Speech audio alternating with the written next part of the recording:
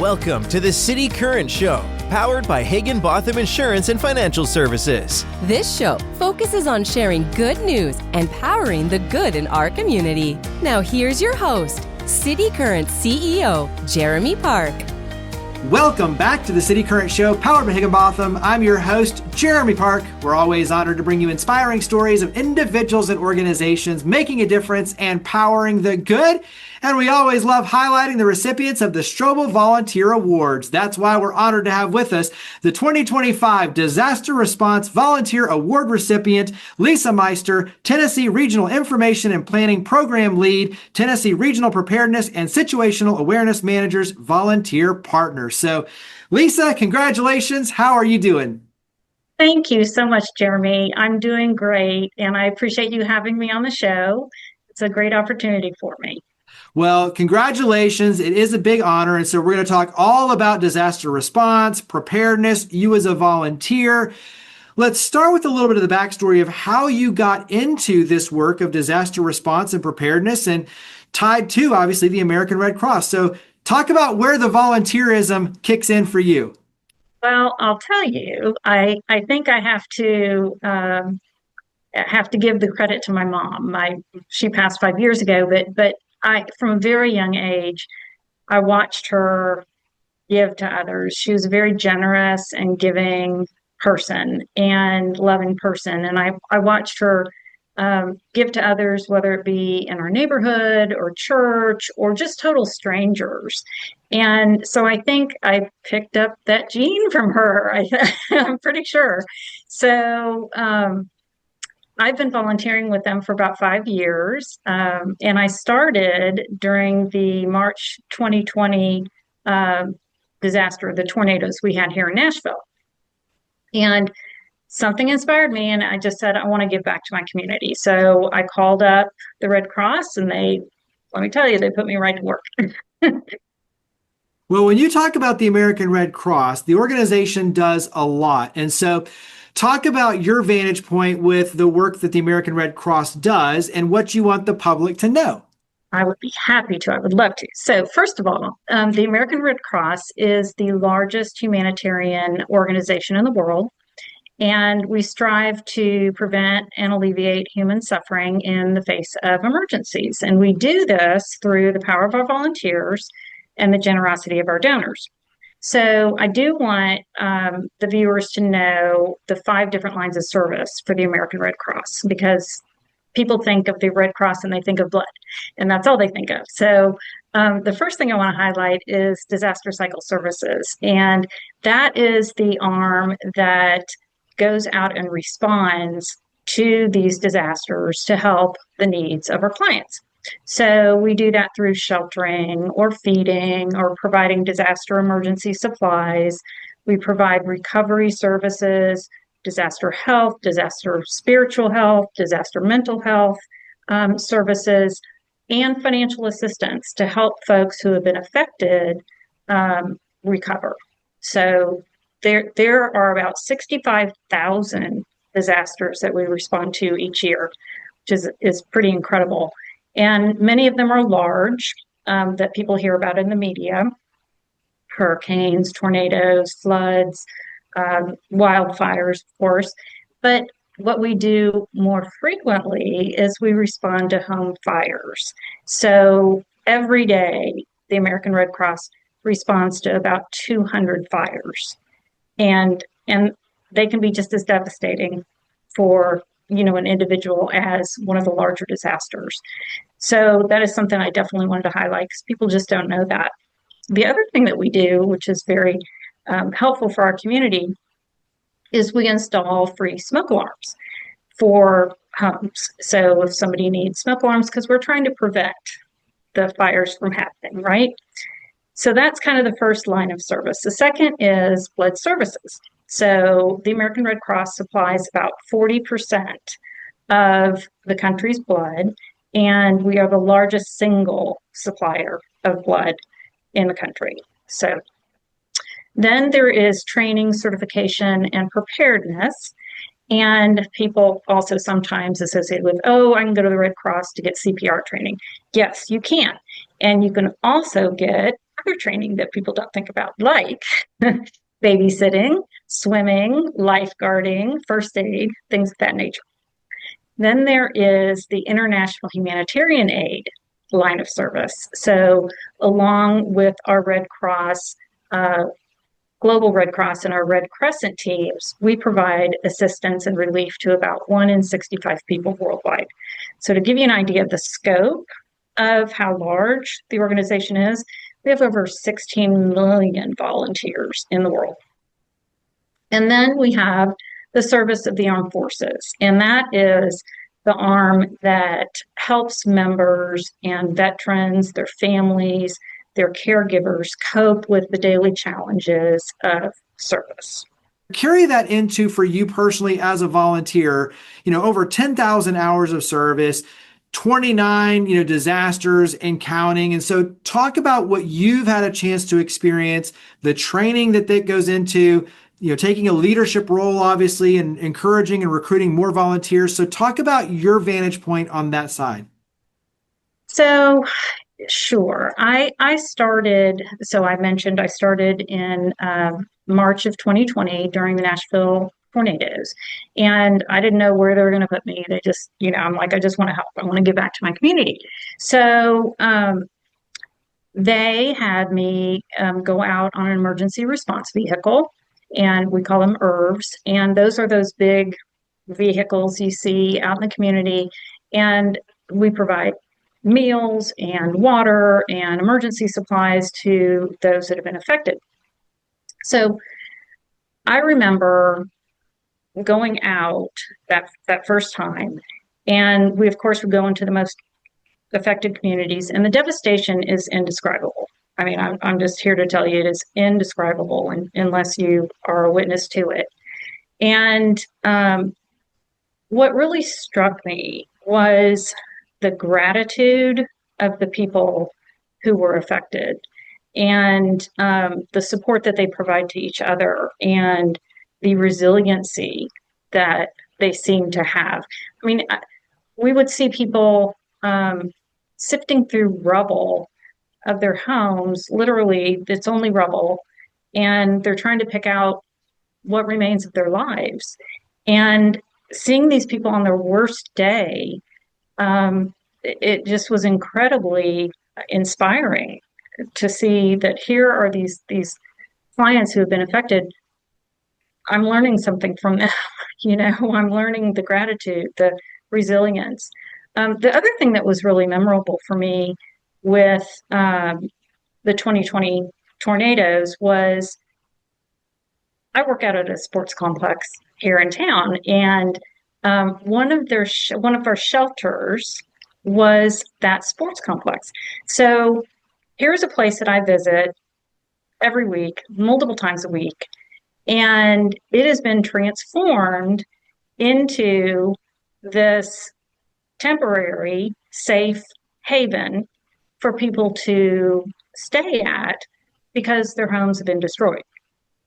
And to watch the American Red Cross in action and provide the relief in all the different areas that we do, I knew I wanted to be a part of the organization. I knew I was hooked. I was so hooked. So, I have worked disasters in a lot of different areas. I've worked across the country. I've worked in Puerto Rico. I work a lot here in Tennessee. And I've worked large and small. And I see that type of resilience, I think, in many of our clients. And I couldn't begin to know what it would feel like to have happen what they've had happen. It's their worst day, probably, of their lives. And yet they have smiles on their face. And if I can provide just a little bit of support, a little bit of relief, a hug, if they choose to have a hug, a smile, and maybe a little hope, I want to be a part of it. Give us a few of the things that you've learned and how you've kind of taken that back to be more prepared yourself. So when you talk about everything that you've experienced now, and helping equip others to be, a little bit more proactive, what are some things that you've learned through the training and just through your experiences of responding to these disasters that can help equip others, to be more proactive, to better respond to those for themselves? Well, first and foremost is being prepared for a home fire. You never expect it, right? And you have very limited time. I forget what the timing is, but like 7 minutes to escape, basically, to get out. And so if you are not prepared with a go bag, and what I mean by that is a bag that has your medications and, your dog food, or, a little bit of water or whatever it is, the things that you can't live without for a couple days, if need be, flashlight, a charger, things of that nature. You really need to be prepared for that. And then the next thing is know your escape route. People don't know their escape route, and bad things can happen. So I hope that kind of answers your question. Yeah, I mean, the go bag, knowing the escape route, I think especially for families is being mindful and making sure that their children know the escape routes and where to meet after, so it's like all those little things, to your point, just being proactive and doing it before an emergency happens, like go through all the preparation so that if something does happen, you and your family and your team are equipped. And so talk about, how this work has impacted you personally. I mean, you mentioned obviously the grace, the gratitude, seeing the resilience, but how has this work really impacted you personally? It just is so fulfilling. It's so fulfilling to me, and I just can't get enough of it. I mean, I literally, I can't. I have met such wonderful, memorable individuals, both out in the field and here with the American Red Cross. I mean, lifelong friends, and just the teamwork and the gratitude from the American Red Cross for my volunteer time is immense. And that's something you don't necessarily get out in like the real world. So when you're employed, I think. And so it's nice. It's nice to be recognized. And that kind of leads to the Mary Strobel Award, if I may. I was surprised when I was nominated. And, I'm the kind of person, I just keep my head down, go about my business. I just want to fulfill the mission, right? So then when I learned that I was a recipient, I was like, really? There are so many, people who are worthy. And for me to be a part of that group I was just honored. I was overwhelmed. I was surprised and I was excited too. And, Mary Catherine Strobel was such an iconic leader and humanitarian in our community and gave back to others tirelessly.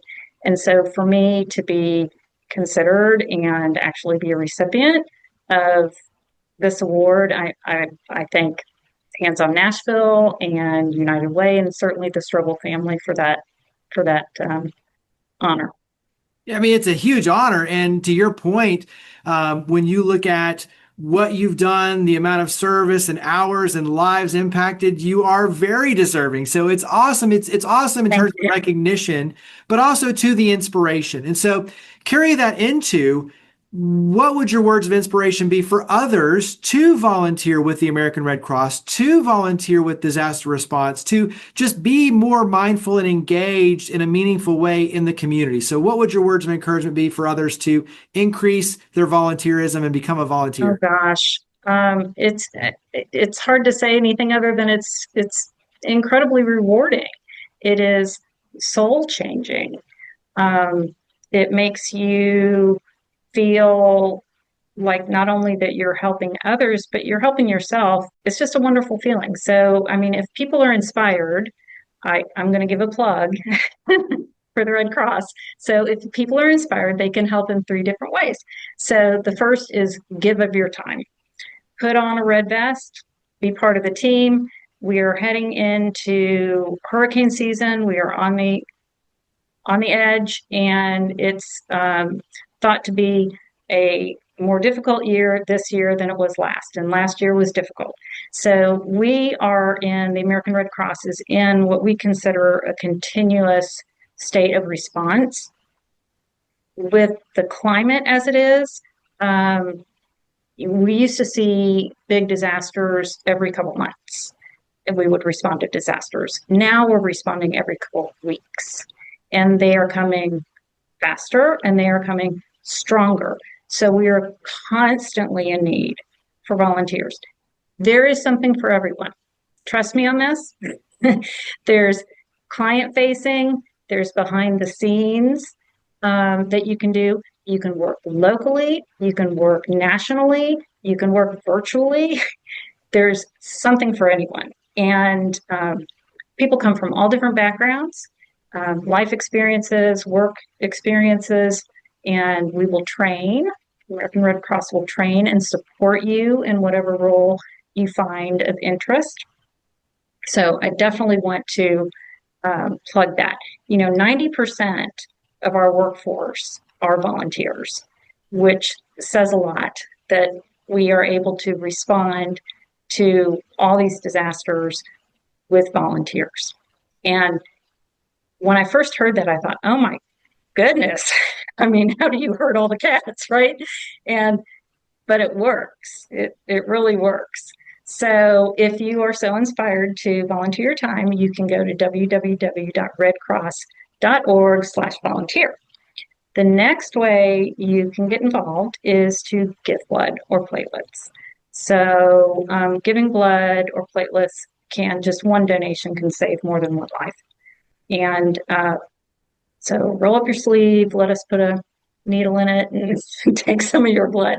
So if you're so inclined, you can use the Red Cross Blood Donor app. You can go to www.redcrossblood.org, or you can call 1-800-RED-CROSS. And then the last but not least, you can financially give. So every single donation makes a difference in someone's life. It really does. And so if you are inclined to do that, you can go to www.redcross.org/donate. Well, Lisa, congratulations again. Huge honor. Disaster Response Volunteer Award with the 2025 Strobel Volunteer Awards. Congratulations. Thank you for all you do to power the good. Thank you for coming on the show. Thank you. I appreciate you having me. It's been a pleasure. Higginbotham Insurance and Financial Services is proud to power the City Current Show. We're a people-first company that protects what matters most, the families, businesses, and trailblazers that keep our community going. As one of the nation's top independent insurance firms, Higginbotham is a single-source solution for business insurance, employee benefits, HR services, and personal insurance that's customized for you. We're here to serve you, the people you care about, and your community. Call 866-377-1959 or visit higginbotham.com.